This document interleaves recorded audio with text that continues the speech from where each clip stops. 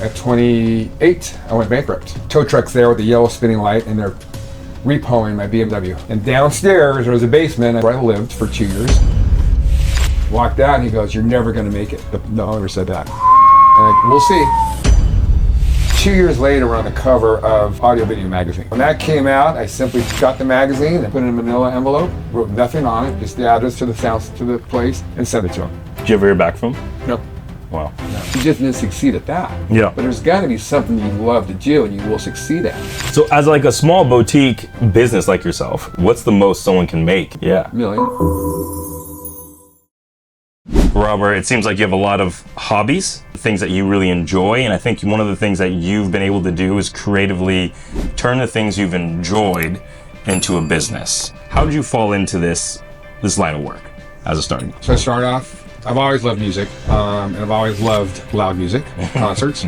And my father owned a hi-fi store when I was a kid, so there was a car stereo department, and at 13 years old, I was installing all the car stereo systems. I literally bought a Honda CRX just to compete in sound system because the way it was curved on the inside. Just like this room over here. Yeah. Actually, my second contest, we took Best of Show. So And this is when you're 16. when I was 16 years old, took Best of Show. I gave going to college a stab. It ended disastrously. I got kicked out and scrambled and got a job at Coors Beer, of all places, driving a semi-truck. Wow. So every day I treat it as a race. I go, how fast can I get this done? Made all the mistakes, got the credit cards and bought a watch I couldn't afford and bought a car I couldn't afford and bought a house I couldn't afford and everything else, just kind of pretended to be successful, I guess. And at 28, I went bankrupt, lost it all. Wow. I literally knocked on the door. My brother and I shared a condo we bought when we were young. And tow truck's there with the yellow spinning light, and they're repoing my BMW. Wow. And my brother called me every single name you could possibly imagine. Yeah. And it was a reality check. Pivoted, and I did all the small surround sound systems back then. And then we got our first in that store. We got the first projector and screen, two-piece system. And that was it. That was like the coolest toy ever for me. Wow. Okay, home theater is inside here. Yeah, yeah. And I went to go get trained, learn how to set up the projectors, and just fell in love with it, Yeah. So the owner of the store would sell a system, and I'd go install it. I was living at my parents' house, and their next door neighbor said, what are you doing? And I told him. He goes, well, I want one. Set me up. He goes, give me the whole setup. Went to my boss and said, hey, my next door neighbor wants to buy this. I go, I got the sell. It was about $25,000 system. The biggest ticket he ever wrote in his history of the store was 40 grand. Installed it, never met the client, nothing, and patted me on the back and handed me a $100 tip. Wow. And I just sat there going, okay, got it. I just made you a ton of money and you did nothing. Yeah. So when I printed some business cards, and every time I did an install for a client, Hannah, go, if you need any more work done, let me know. Probably within a year, I had enough traction to actually start to say, this is real. There's potential to do this, right? Yeah. Owner caught on to it, and he goes, all right, you got two choices. You either work for me or you work for yourself. The owner said owner this to you. found out, yeah. So, and the two employees that ratted me out. Oh, okay. And I'm like, all right, all I need to do is work one day, and I make what I make here in 5. So I'll go, I'll see you guys later. Walked out, and he goes, you're never going to make it. The owner said that. And we'll see. When I left the car audio place and the owner said, you're going to fail, my goal was to prove to him, and I wasn't.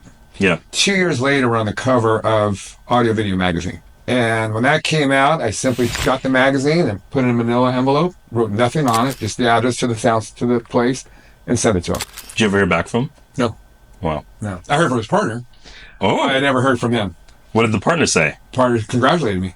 Oh. Yeah. That's awesome. Yeah. Murray, he said, hey, great job. That's impressive. Wow. Wow. You learned from us. Right. Of course. But Jack, the original owner, no, I never heard a word from him. I heard he ended up on a funny farm. He lost his mind. But the single most important thing is being healthy.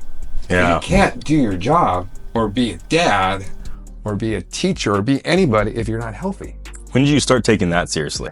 Or was that always been something? No, absolutely not. So when I was young, I was breakfast at McDonald's. I had to get lunch at Jack in the Box. Oh my I'd get dinner at Taco Bell. I did that for about 5 years.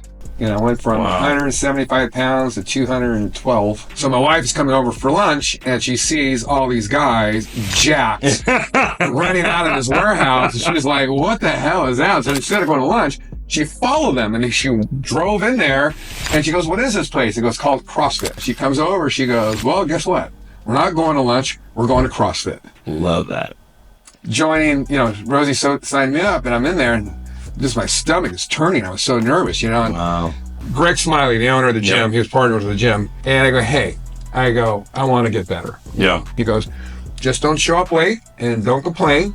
You can do this. Long story short, and I think this is one of the things that people don't realize, there's going to be conversations you have with people in your life that you didn't know or they didn't know. That conversation will actually change your life. I remember working out with Greg, and he's like, you know what? You're not a bad athlete, but you give up way too easy. Interesting. He goes, as soon as it gets ugly, you throw your hands up. He goes, if you can't push through the pain, you'll never be good at this. He goes, so as soon as you see people suffer, you got to step it up another level. He goes, can you do that? I go, if you can do it, I can do it. He goes, let's see. And that's literally the first day that I could say I did CrossFit. Wow. Because I said, I don't care how bad this hurts. Yeah. I'm not letting up. But that's been my attitude since then. Yeah, here's the bottom line. There is no downside to hard work. People kind of associate work with money, but that's not always the paycheck. Yeah. Learning how to do something can be the paycheck. Being philanthropic can be a paycheck.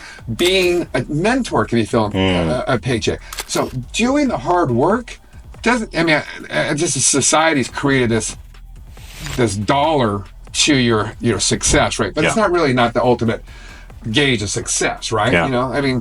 Einstein didn't care about money, and he's one of the most brilliant people there was. Absolutely. That's what his success, his paycheck was figuring things out. And I think for a lot of people, that's why parenting for a lot of people is such a great paycheck, because believe it or not a lot of people are world champion, but to one or two people, you're a world champ. That's a cool thing. So I think that's why a lot of people, especially a good parent, and it's so rewarding because you did such a good job. And when your kids admire you, what more could you ask for? I had the best mom, not the best dad, but my mom was freaking amazing. I got a couple cheerleaders in my life, and I'm like, I appreciate it, and I try to reciprocate, because I think that's fuel for both people. I always try to find the best in people, and then encourage them to do the best that they can. Wow. Because it's just fun. That's awesome.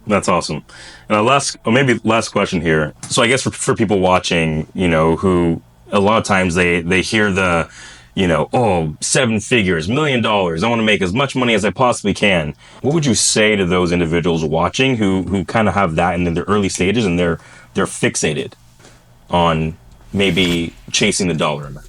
Well, you'll never be able to chase a dollar amount unless you have the client, number one. So you got to earn the client first, right? Yeah. And I think the only way to get to that point is that your previous client refers you to another client. Yeah. And then you got another referral and you got to another client. So how do you do that? But if you're an entrepreneur and you want to succeed in your space, the first thing you have to do is set the example. Good. I think you need to lead by example. And I think there's 2 or 3 things that just make an emphatic statement that cannot be renounced. One is being on time. Actually being early. So show up early. Yeah. Number 2, I know we've already talked about this, being fit. Why is that important? Yeah. Well, how can that be important? Being fit says something about you that you cannot pretend. Yeah. So they're going to see, okay, this guy or this girl puts in the work. She's disciplined. Yep. Or, they're not immediate satisfaction type of people. And the third thing, and probably the most important thing, under promise, over deliver. Wow. And one of my instructors said this, and he said, and again, it was so accurate. He goes, today's college, 29 of these kids will be working for one student in here. So out of the 30 people, 29 are going to be working for one of them. I go, wow. He's right. Wow.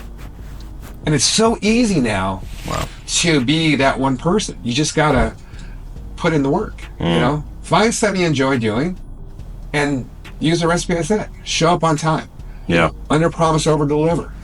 Do a good job. And you're gonna be successful. Yeah. So as like a small boutique business like yourself, right? You've been running it, you've been focusing on customer service. Like, what's just really based on referrals, like, what's the most someone can make in a year in that industry? Most I've ever made? Yeah. $1 million. That's awesome. When I did that first $100,000 job, I'm like, this is it. Can't get any bigger than this. And then I did a $200,000 job.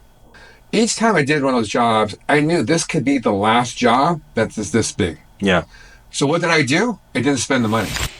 I invested it. I closed my eyes and said, you can take half of what you earn, and you can spend that, and you can take the other half, and you can invest it.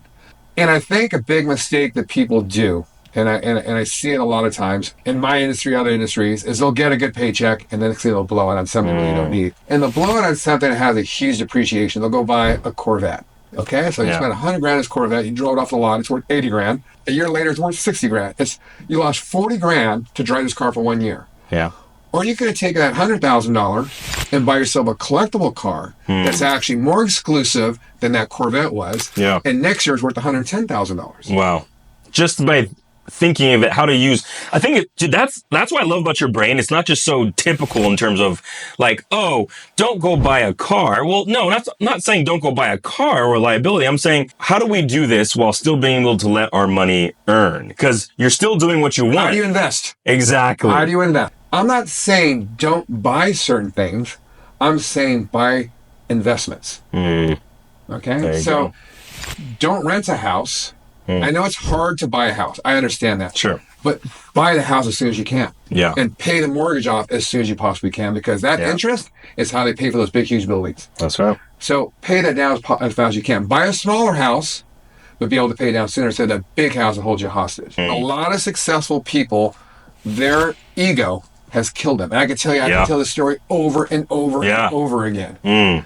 You know? And so it's just a matter of how do you take what you earned and maximize that. You know?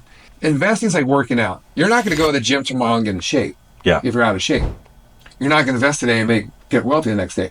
But if you go every single day, guess what? 2 years, you're a different person. 2 years, your bank account's a different bank account. You just got to have that delayed gratification and that discipline, you know? And if you look at people who are fit, most of them are successful. But it is imperative, and I wish somebody would have just told me this more, because I didn't start doing it until I was 45, is investing. You have to invest. Well, final question. So we have next generation here, 18 years old. You're a baby. Good old Drew. What would be your advice to Drew in the next generation on really life, love, and business, and how to achieve that? And it all comes down to three things, is opportunity. Do you have the opportunity? I truly believe you need to create the opportunities. Opportunities don't come to you. Number two is hard work. Put the work in, you know? It sucks to do something when you're tired, or it sucks to wake up early, or it sucks to do something that you're really not interested in doing. But guess what? Once you build that fortitude, that mental discipline, it really manifests to other things. It really creates opportunities that you can take advantage of. And number three is integrity. I think integrity is probably the most important thing. You know, if you're honest with your clients, honest with yourself, honest with everyone, then you really don't have to worry about covering up a lie or, you know, backing up a story that wasn't true. You know, they say for every lie you tell, you got to tell like 6 more or something like that. I don't know what's that I heard. But it's pretty overwhelming. So, you know, I think we're all going to learn the hard way. It goes a long way. Just learn. You know, make a mistake and learn from it. Now, if you do the same thing 2 or 3 times or 4 times, you're an idiot. Okay? But if you learn from your mistake, that's life lessons. You know, but you'd be surprised how many people make the same mistake over and over and over and over again.